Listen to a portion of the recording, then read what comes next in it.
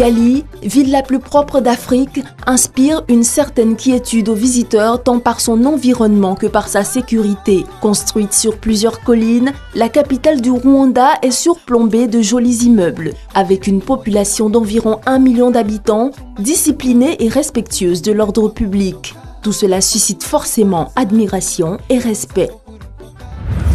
C'est grâce au président de la République aussi qui a demandé à ce qu'on soit propre et le pays doit être propre.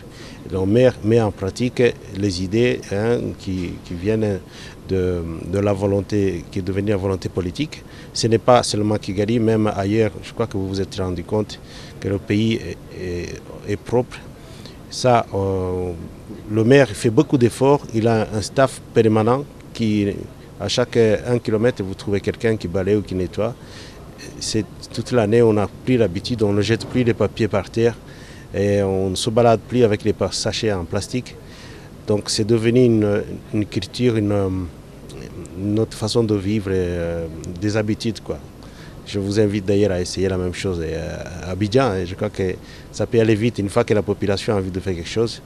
Je pense que vous aurez joué un rôle important comme journaliste si vous avez montré des images de la ville. Et c'est ce qu'on peut appeler la jalousie positive. Kigali, dans toute sa splendeur, n'oublie pas son histoire sombre. L'équipe d'EDF se trouve maintenant au mémorial du génocide rwandais, un lieu hautement historique, symbole de l'atrocité, de la barbarie vécue par tout le peuple rwandais. Suivez-nous.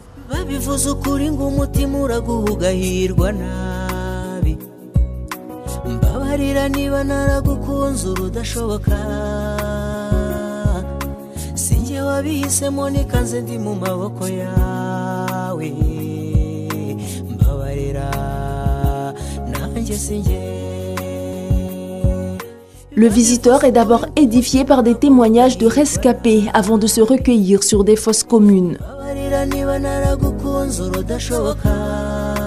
Ensuite, tout est retracé, de l'historique des divisions depuis la colonisation belge jusqu'au génocide en 1994, avec des images insoutenables.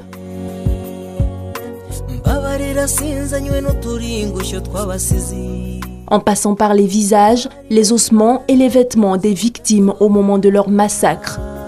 Beaucoup d'émotions pour se souvenir, se recueillir, apprendre et ressortir de ce mémorial avec l'essentiel. Plus jamais ça, seulement l'unité du peuple rwandais.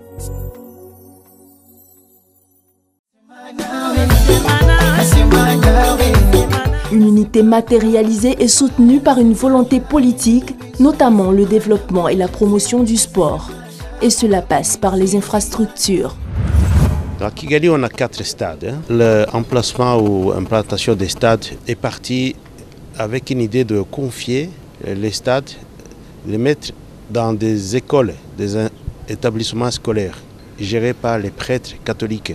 Parce que la bonne gestion des prêtres avec les jeunes, ça nous rassure l'utilisation et la gestion, la maintenance, le suivi qui est obligatoire pour qu'un stade puisse tenir le coup et durer plusieurs années.